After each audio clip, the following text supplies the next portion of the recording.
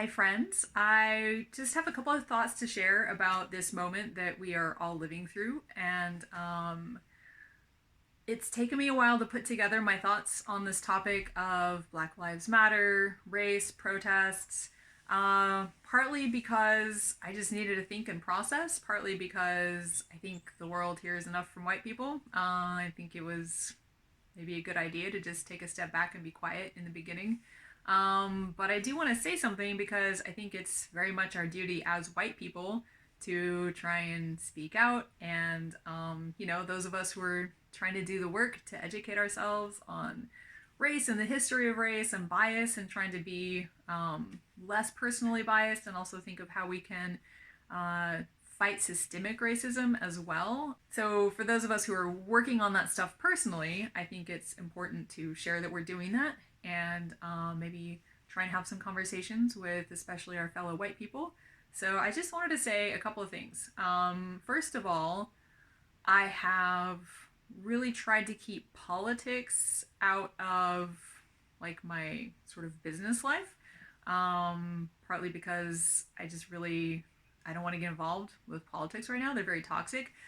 But what this moment has made me realize is that a lot of people don't have the option of not talking about race, not talking about injustice, not talking about inequity. And it doesn't feel right to just be able to opt out of having this conversation. Also, this is not my area of expertise. And I think part of the reason I've been reluctant to talk or share about, ideas of race, even feminism and things that I, have been much more like engaged in for a longer period of time.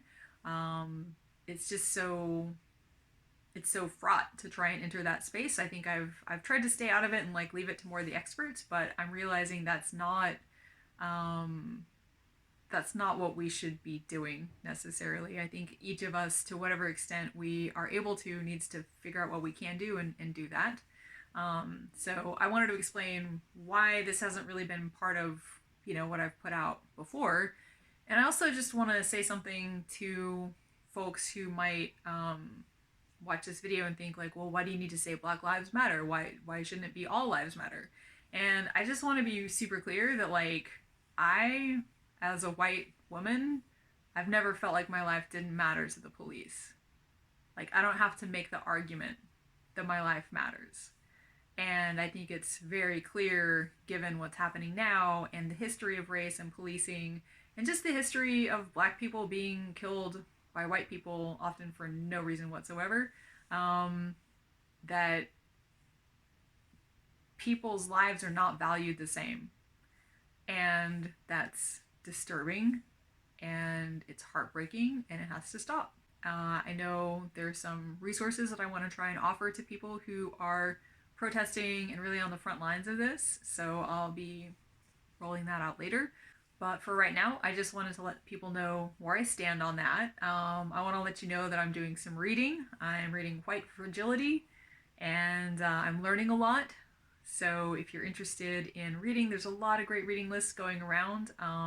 I've shared some on my own page. I'm sure you can find other reading lists. There's great viewing as well, movies and documentaries and things like that we can all watch to understand each other's experiences, and especially the experiences of African Americans in America.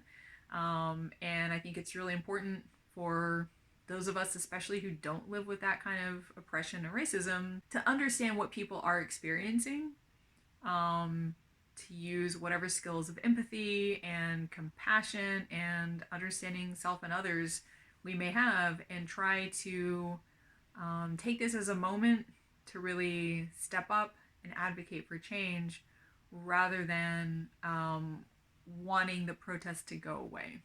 So, thank you to everyone doing this work and helping the rest of us learn from the work that you do. And I hope everybody stays safe, stays well, stays healthy in the middle of all this craziness. All right, bye, y'all.